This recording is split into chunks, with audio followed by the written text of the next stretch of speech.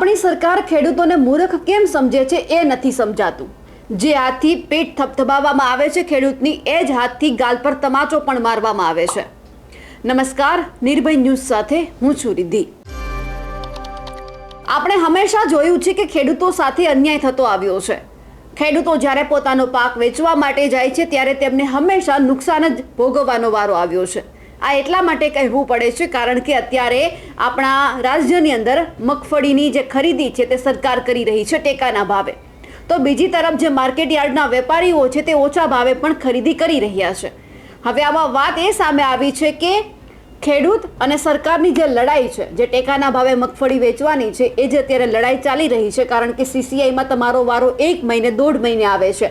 એટલે જે ખેડૂતની મગફળી 1 મહિના પછી બગડી જવાની હોય છે, જ્યારે એમનો વારો આવે છે ત્યારે એમને કોઈ જ પૈસા નથી મળતા।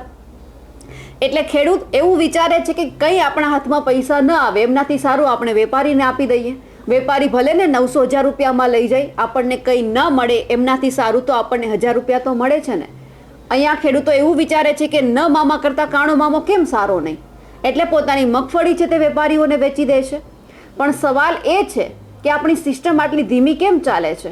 કેમ CCIમાં તમે વારો નોંધાવો છો તો તમારો 1-1.5 મહિને ખેડૂતોનો વારો આવે છે? તમે વધારે કેન્દ્રો ખોલો ને, મગફળી જે તમે ખરીદી કરો છો તેમના માટે તમારે હજુ વધારે કેન્દ્રો ખોલવાની જરૂર છે। કેબિનેટની બેઠક મળી હતી, તમે નિર્ણય કર્યો છે કંઈક, કારણ કે તમારે ત્યાંથી એક માહિતી એ પણ આવી હતી કે તમે ખેડૂતોને પૂરી સહાય આપી દીધી છે, પણ તમને જ ખબર છે કે તમે કેટલી સહાય આપી છે। સહાય આપવામાં નથી આવતી, પાક વીમો આપવામાં નથી આવતો, અને બીજી તરફ જ્યારે મગફળી ખરીદવાની વાત આવે છે ત્યારે તમારી પાસે સેન્ટર ઓછા છે, એટલે ખેડૂતોનો વારો પણ ઓછો આવે। એક દિવસમાં 100 જેટલા ખેડૂતોની મગફળી તમે ખરીદો છો, તો બીજા ખેડૂતોની જ્યારે મગફળી બગડી રહી છે તો એમનું શું? એ લોકો એવું વિચારે છે કે સરકારને 1 મહિના પછી મગફળી વેચવી, મારે અત્યારે પૈસાની જરૂર છે તો હું શા માટે વેપારીને ન આપું, અને વેપારી એમનો જબરદસ્ત ફાયદો લે છે।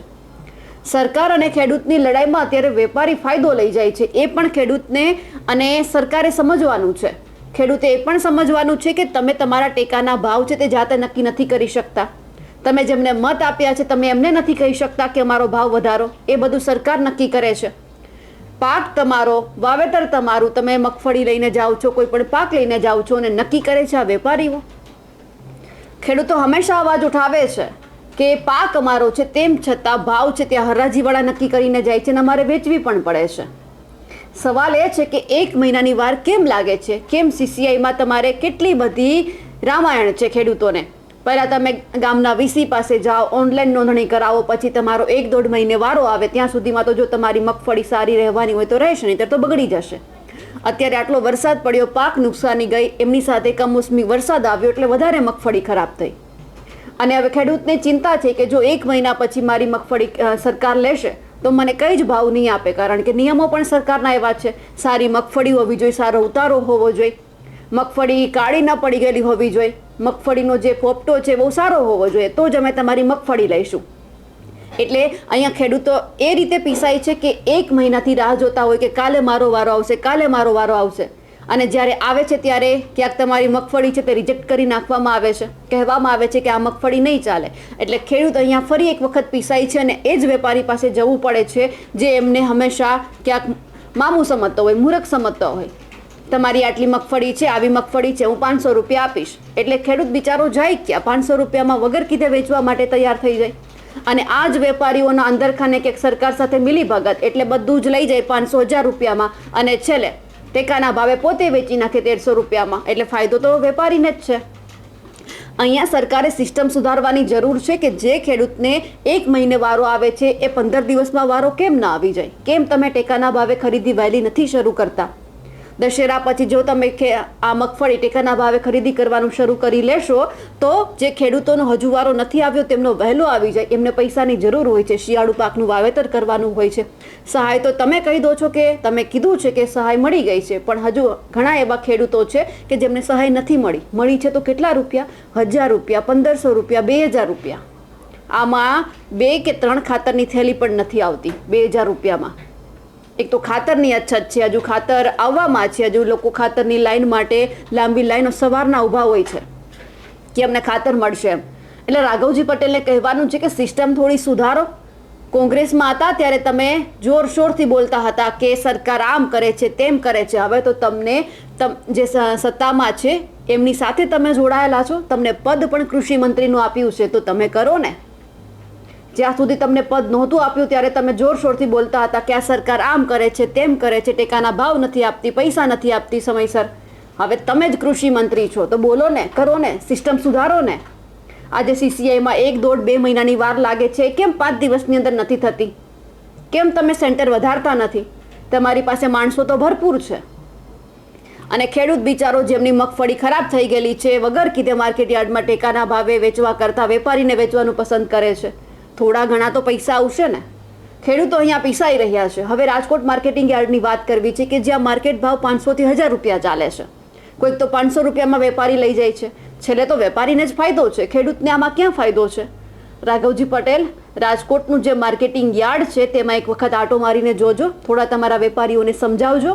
અને પરસોત્તમ રૂપાલા જે રાજકોટના સાંસદ છે તેમને પણ કહેવાનું છે કે તમને જે બાઇટિંગનો માલ સારો લાગે છે ને એ જ બાઇટિંગના માલના અત્યારે વેપારીઓ પૈસા નથી આપતા. તમને જે એવું લાગે છે કે આ બહુ સારો માલ છે, એમનો ઉતારો પણ સારો આવ્યો છે, તો ભાવ સારા અપાવો. સૌથી વધારે સિસ્ટમ તમે સારી કરો જેથી કરીને લોકોને ક્યાંય ન જવું પડે, ખેડૂતોને ક્યાંય ન જવું પડે, વગર કીધે વેપારીઓને માલ વેચવો ના પડે. એટલે રાઘવજી પટેલ કોંગ્રેસમાં હતા ત્યારે બહુ તમે બોલી લીધું. હવે કામ કરવાનો સમય છે. પક્ષમાં છો, સત્તામાં છો, પદ પર છો, કૃષિ મંત્રીનું પદ આપ્યું છે, કામ કરીને બતાવો. વધારે સેન્ટર બનાવો જેથી કરી આ ખેડૂતો છે તે આમથી તેમ રજડે નહીં. હવે રાજકોટના જે ખેડૂતો છે તે શું કહી રહ્યા છે તે સાંભળી લઈએ. શું નામ આપનું? આપણું નામ ગોવિંદભાઈ. ક્યાંથી આવ્યા છો તમે? ક્યાંથી? કેટલી મગફળી લઈને આવ્યા હતા? ટાટા ભાઈને આવ્યા હતા. આઈસર ટાટા. શું ભાવ આ હરાજીની અંદર શું ભાવ? હરાજીમાં 1014 આવ્યા. બાકી તો નકર છે ને 700-800 ને જાય છે.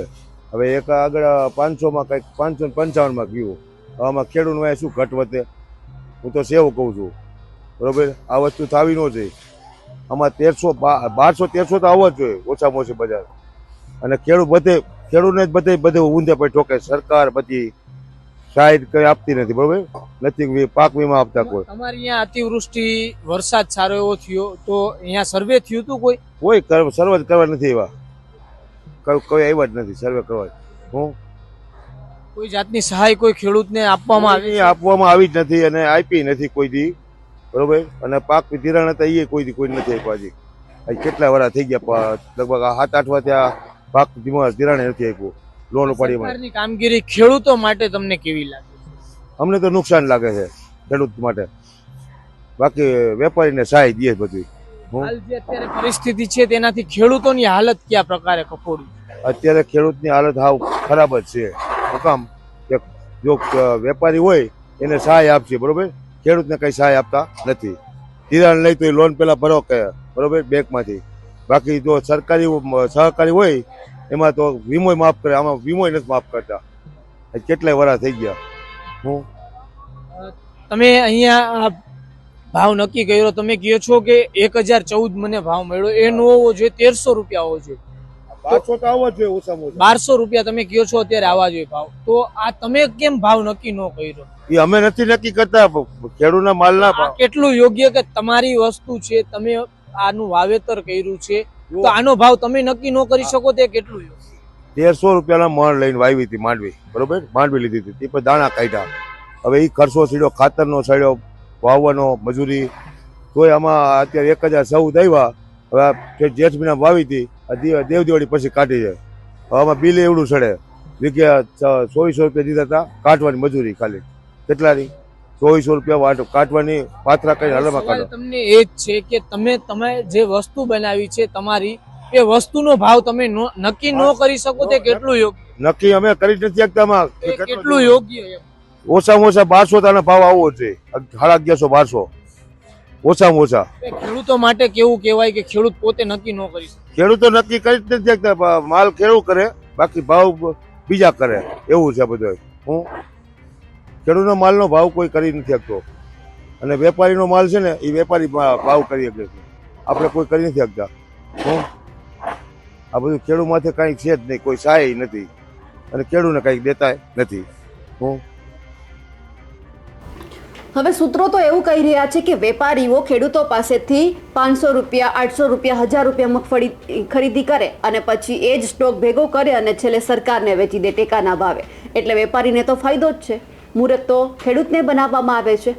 એટલે જ અહીંયા કહેવાય છે કે જે સરકાર ખેડૂતોના પીઠમાં હાથ ફેરવે છે, પીઠ થપથપાવે છે, એ જ હાથથી એમને ખેડૂતના જ મોઢા ઉપર તમાચો મારે છે કે તમે મૂર્ખ છો, તમને અમે મૂર્ખ સમજીએ છીએ. અને ખેડૂત બિચારો અહીંયા લાચાર થઈ જાય છે.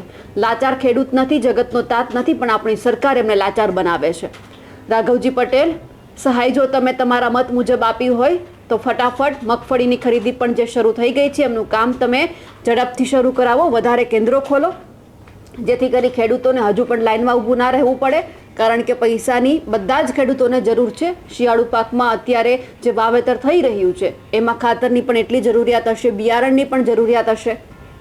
એટલે તમે ફટાફટ કામ કરાવો, વધારે કેન્દ્રો ખોલાવો. અમારા અહેવાલને લઈને આપનું શું કહેવું છે કમેન્ટ કરીને ચોક્કસથી જણાવજો. સાથે જ અમારી નિર્ભય ન્યૂઝ ચેનલને લાઇક, શેર અને સબસ્ક્રાઇબ કરવાનું ભૂલશો નહીં. નમસ્કાર.